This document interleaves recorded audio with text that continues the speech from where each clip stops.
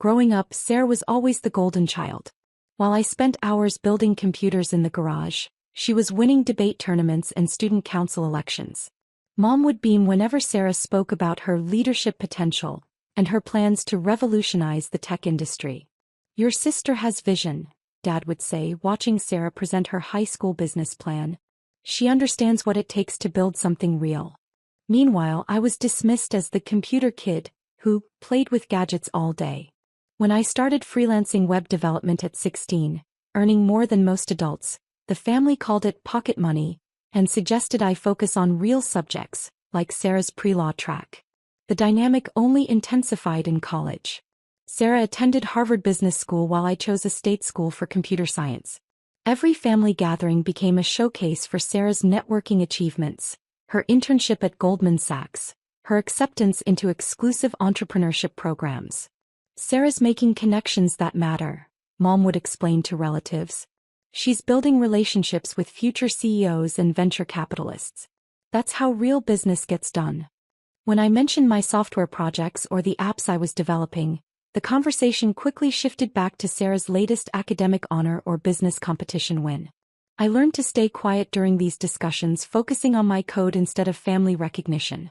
After graduation, Sarah launched her tech startup with great fanfare. The family invested their savings, convinced they were backing the next Silicon Valley success story. Local newspapers covered her launch event. LinkedIn was flooded with congratulations from our extended network. "Sarah's company is going to change everything," Dad proclaimed at that year's Christmas dinner. "She's got the business acumen and the vision to make it work." I had quietly started my own software consultancy, working with Fortune 500 companies to optimize their digital infrastructure. The work was highly technical, extremely profitable, and completely invisible to anyone outside the industry. While Sarah held press conferences, I was solving complex problems for clients who paid premium rates for discretion. My bank account grew steadily, but I drove the same used Honda and lived in a modest apartment. The family assumed I was barely scraping by as a freelance computer guy. When they asked about my work, I'd mention some programming projects and quickly change the subject. Sarah's startup, meanwhile, was burning through capital at an alarming rate. The initial excitement had faded into the harsh reality of market competition, product development challenges, and customer acquisition costs. But the family remained optimistic, convinced that Sarah's Harvard training would eventually pay off. "It's just growing pains," Mom would assure worried relatives. "All successful startups go through this phase." 2 years after Sarah's launch, her company was hemorrhaging money. The initial funding round was nearly exhausted, and potential investors were asking difficult questions about revenue projections and market viability. Sarah needed a major capital injection to survive. That's when I made my move. Through a network of shell companies and investment vehicles, I became Sarah's largest anonymous investor. The $150 million injection came through a prestigious venture capital firm that specialized in tech startups. To Sarah and the family, it looked like validation from the industry's most respected players. I knew Sarah would attract serious investors, Dad celebrated when the funding was announced. "This is exactly what we expected from someone with her background." The investment terms were structured to give me significant control over company decisions while maintaining complete anonymity. Sarah believed she had convinced sophisticated institutional investors to back her vision. In reality, she was being funded by her unsuccessful younger brother who supposedly understood nothing about real business. The irony was perfect. Every board meeting, every strategic decision, every major company direction was ultimately under my control. Sarah would present her plans to investors who she thought were evaluating her business acumen, not knowing that the primary decision-maker was someone she had dismissed as a pretend entrepreneur. Sarah's funding success elevated her status within the family to near-celebrity levels. Every gathering became an opportunity for her to share updates about her revolutionary company and the sophisticated investors who believed in her vision. Sarah's investors include some of the most successful people in Silicon Valley, she would explain to impressed relatives. "They don't just provide capital. They provide strategic guidance from decades of experience building successful companies." The family hung on her every word. Sarah had become their proof that hard work, proper education, and business fundamentals would inevitably lead to success. She represented everything they believed about achievement and recognition. Meanwhile, my actual success remained completely invisible. The consultancy had grown into a multi-million-dollar operation with clients across 3 continents. I had developed proprietary software that Fortune 100 companies licensed for substantial annual fees. My personal net worth had reached levels that would have shocked the family. But I maintained the same modest lifestyle and humble demeanor. When Sarah talked about her company's growth trajectory and investor relationships, I would nod politely and ask thoughtful questions. The family interpreted my questions as curiosity from someone who didn't really understand business, rather than insights from someone who was secretly controlling the entire operation. "It's nice that you're interested in Sarah's success," Mom would say privately. "Maybe you can learn something about real business from watching her work with professional investors." The family gathering that changed everything happened on a rainy Sunday in November. Sarah had been increasingly stressed about company performance, though she maintained an optimistic facade for the family. Recent quarters had shown disappointing results, and the board, meaning me through my representatives, had been asking tough questions about strategic direction. But that night, Sarah was in full presentation mode. She had just returned from a conference where she had been selected as a rising star in tech, and featured in a panel about female entrepreneurs. The family was appropriately impressed and eager to hear details about her growing industry recognition. "The networking opportunities are incredible," Sarah explained, gesturing enthusiastically with her wine glass. "When you're operating at this level, you're connecting with investors, advisors, and entrepreneurs who understand how to build serious companies." She glanced in my direction with what could only be described as pity mixed with condescension. "It's a completely different world from what most people understand about business. You have to think strategically, understand market dynamics, manage investor relationships, build scalable systems. It's not something you can just figure out by playing around with computers." Dad nodded sagely. "That's the difference between real entrepreneurship and hobbies that people call businesses." Mom chimed in. "Sarah learned the fundamentals at Harvard. She understands how to work with serious investors who expect professional-level business operations." I continued eating quietly, occasionally asking questions about specific aspects of her company's performance. The family interpreted my questions as brotherly interest rather than the inquiries of someone who had access to detailed financial reports and board meeting minutes. Then Sarah made the comment that sealed her fate. "The thing about real business," she said, looking directly at me, "is that you can't fake it. You either understand how to work with institutional investors and build scalable operations, or you're just playing pretend entrepreneur with your little online thing." The table erupted in supportive laughter. Even our usually diplomatic aunt joined in the general agreement that Sarah had perfectly captured the difference between serious business and amateur dabbling. "Stop playing pretend entrepreneur," Sarah announced with finality. "Your little online thing isn't real business." Everyone laughed harder. I nodded quietly and replied, "Understood." But inside I was already composing the email that would destroy everything. I spent Sunday night reviewing Sarah's company files.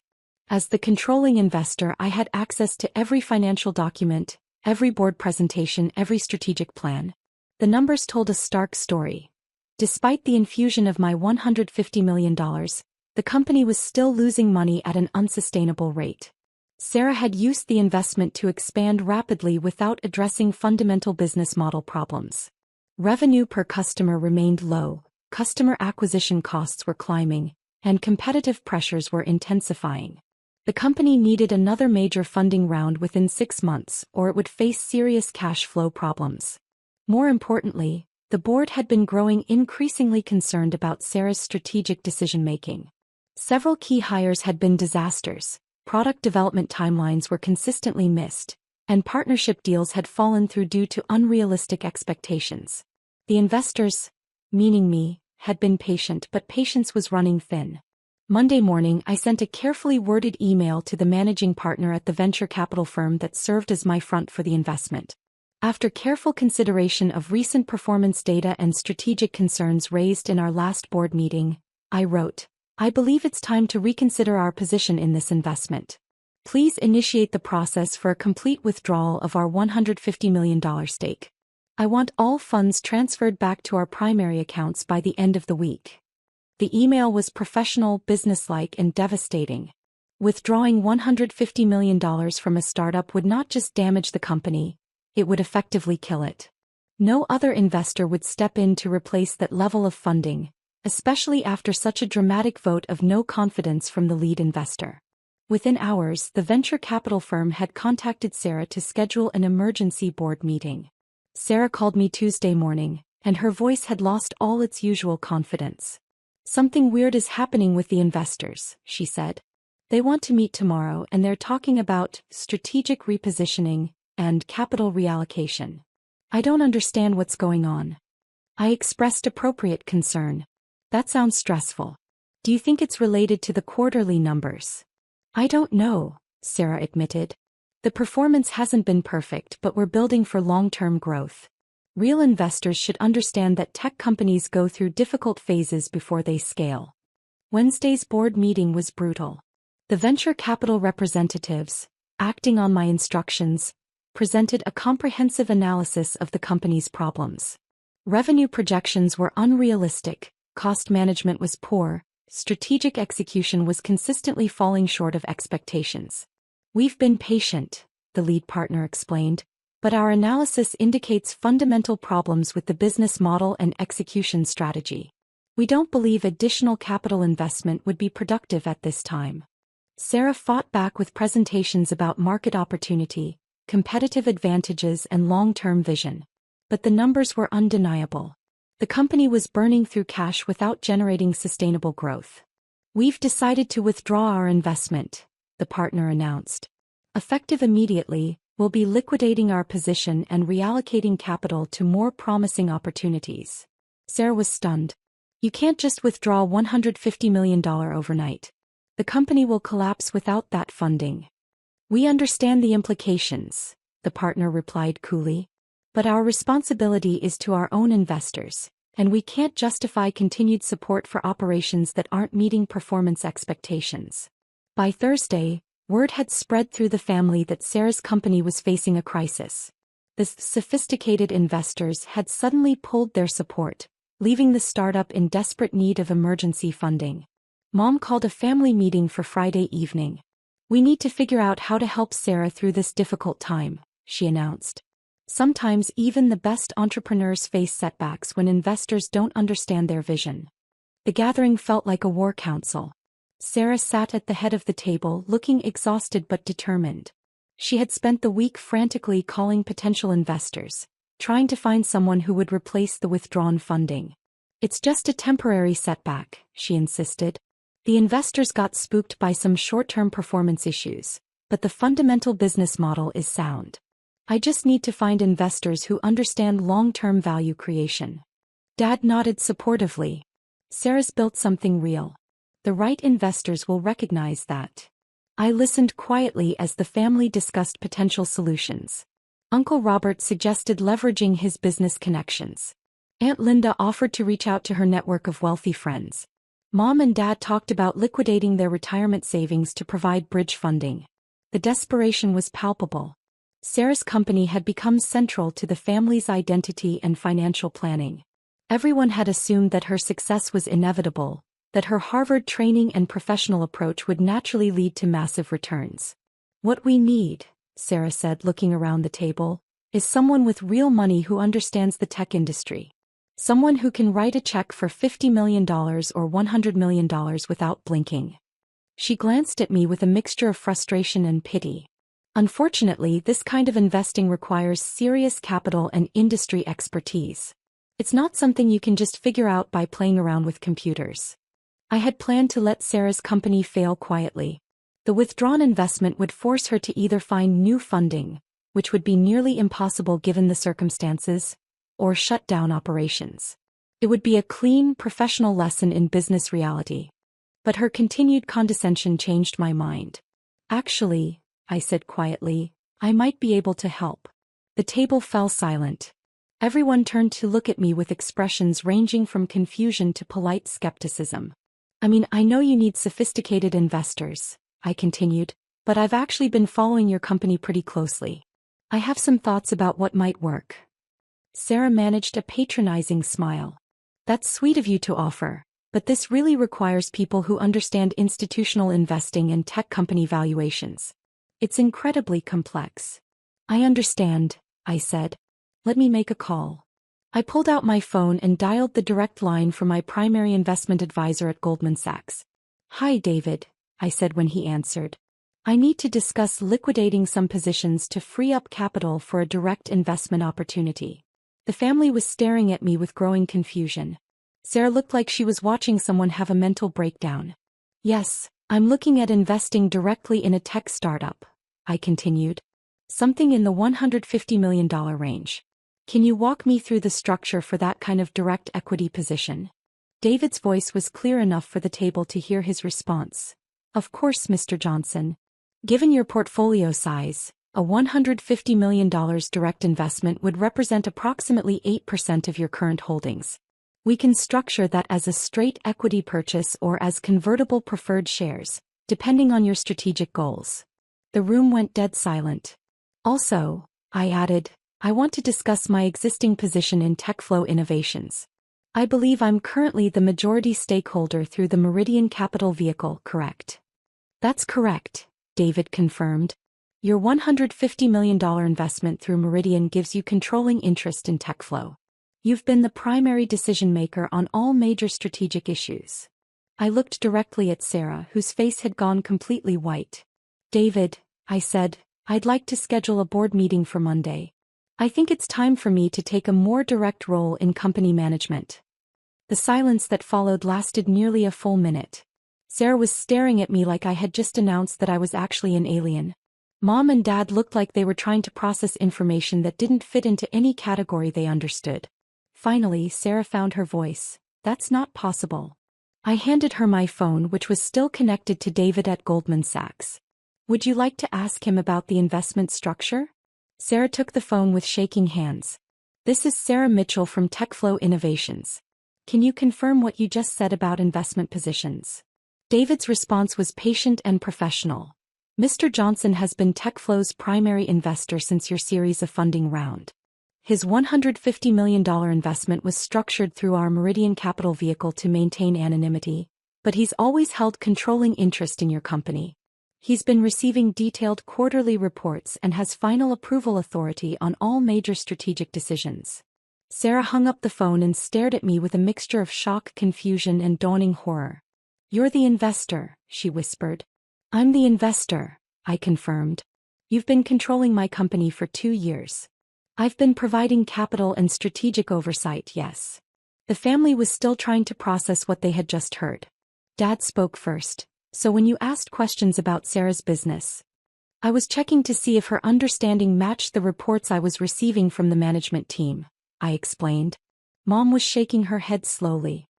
Your little online thing is a software consultancy that generates about $40 million per year in revenue, I said. The startup investment was funded from my personal savings. Sarah's face was cycling through a range of emotions: shock, embarrassment, anger, and something that looked like grief. The realization was hitting her that everything she had said about real investors and sophisticated capital had been directed at the person who actually was her real investor and sophisticated capital. Why? She asked finally. I considered the question carefully. Initially because I believed in your vision and wanted to help. The anonymous structure was meant to prevent family dynamics from complicating business decisions. And now, I looked around the table at the family members who had spent years dismissing my actual success while celebrating what they thought was Sarah's superior business acumen. Now I think it's time for some honest conversations about business, success, and respect. The following weeks brought a complete transformation in family dynamics. Sarah's company didn't collapse. Instead, I restructured it with proper management oversight and realistic growth targets. But Sarah's role changed from CEO to a senior product manager position, with experienced executives brought in to handle operations and strategy. The family struggled to adjust to the new reality. Years of assumptions about success, intelligence, and business competence had been completely overturned.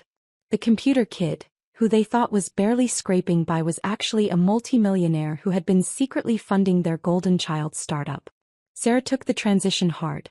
Everything she had believed about her business success had been built on capital provided by the brother she had dismissed as incapable of understanding real business. The sophisticated investors she had bragged about were actually representatives of someone she had consistently belittled. But something interesting happened over time. Once Sarah stopped trying to prove her superiority and started actually learning from experienced mentors, she began to excel. The skills she had developed at Harvard, combined with humility and proper guidance, made her genuinely effective in her new role. The company, meanwhile, became profitable within 6 months. With realistic expectations and proper capital allocation, the business model that Sarah had envisioned actually worked.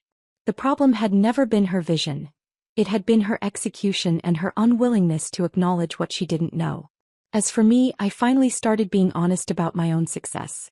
The family learned about the consultancy, the software licenses, the investment portfolio, and the various business ventures I had been quietly building for years. The recognition felt good, but it wasn't the main point. The main point was that success comes in many forms. Sarah's MBA and networking skills were valuable, but they weren't more valuable than technical expertise and patient capital allocation. Harvard connections matter, but they don't matter more than actually solving problems for clients who pay premium prices for results. Most importantly, I learned that family respect can't be bought with anonymous investments or quiet success. Sometimes you have to be willing to speak up, even if it means disrupting comfortable assumptions about who understands real business and who's just plain pretend entrepreneur. Sarah never again questioned whether my online thing was real business. And I never again let anyone in the family assume that their achievements automatically made them more qualified to judge other people's paths to success. The pretending was over for both of us,